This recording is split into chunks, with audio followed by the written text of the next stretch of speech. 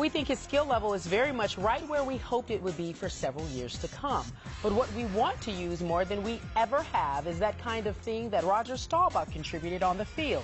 Real input into designing a plan that helps beat that opponent.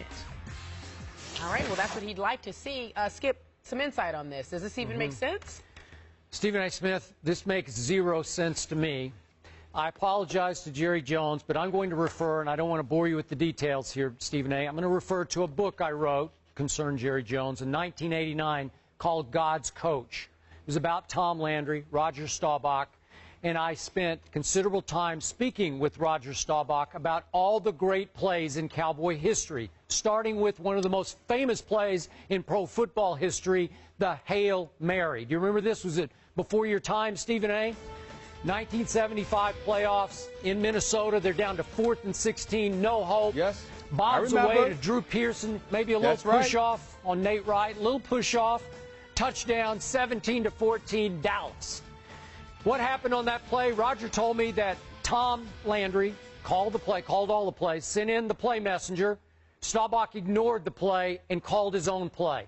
On 3 or 4 other great plays in Cowboy history, the Butch Johnson touchdown catch in the Super Bowl that Leroy Neiman painted. Nope, Roger called his own play, ignored Tom's play call. The point was, Roger constantly fought with Tom Landry, let me call my own plays, coach.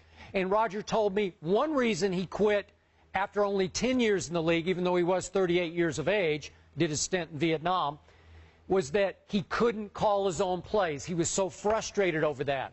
So I'm thinking, what input on the field?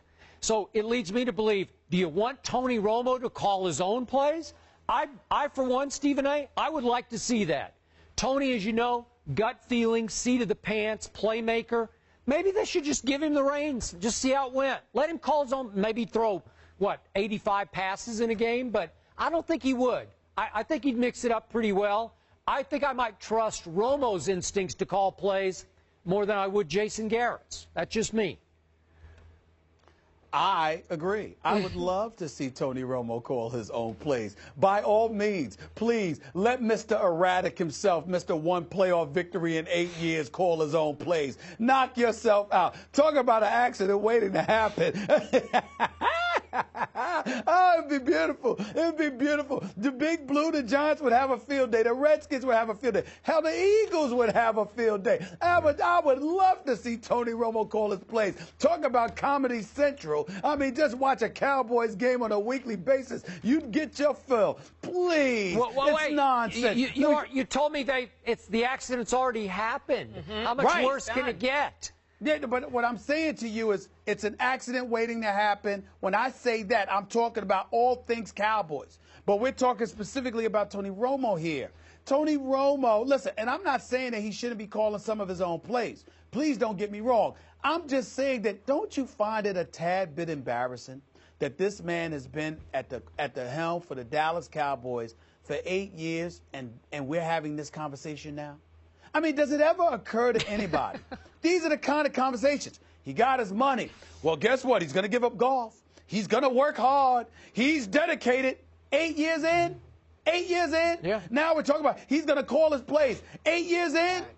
Oh, he's going to be in the film room more. Now, 8 years in? The fact that we're having these conversations now is beyond embarrassing. If I were Tony Romo, I would feel disgraced by the Dallas Cowboys because he's not the one talking about this stuff.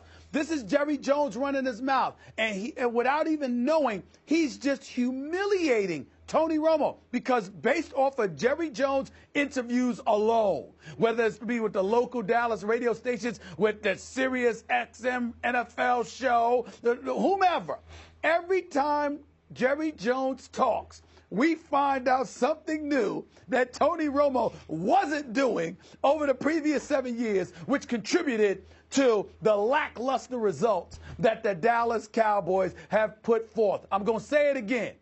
He's going to be in the film room more after I gave him $55 million. Not before. He's going to be in the film room more. He's going to study. He's going to be like Peyton Manning. Really? Now he's going to do that. Oh, by the way, he's going to practice more. He's going to give up golf. So the NFL is going to be his priority. Oh, by the way, he doesn't get paid to do golf. He gets paid to do the NFL. But now it's going to be his priority. And now we have found out that, oh, my goodness, he's going to call his own plays. He's aspiring to do that. You know, really? This is becoming like a recurring nightmare for me. I have to sit here every day and listen to the same shtick. You know what? You're exactly right. That's not fair, Skip. That's not fair. And here's why it's not fair. Because I am not the one making news about the Cowboys. Jerry Jones keeps opening his mouth and giving us new material. That's not my fault.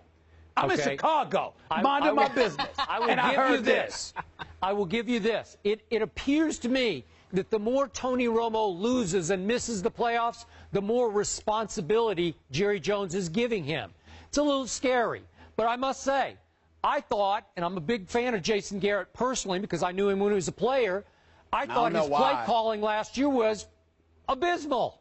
It was predictable. It was not creative. It had no flow to it. There was no screen passing. I didn't get it. So I'm just saying, in desperation, okay, let Tony do it. I would like to see that. Maybe some good things would start happening because I don't refute that. You're right.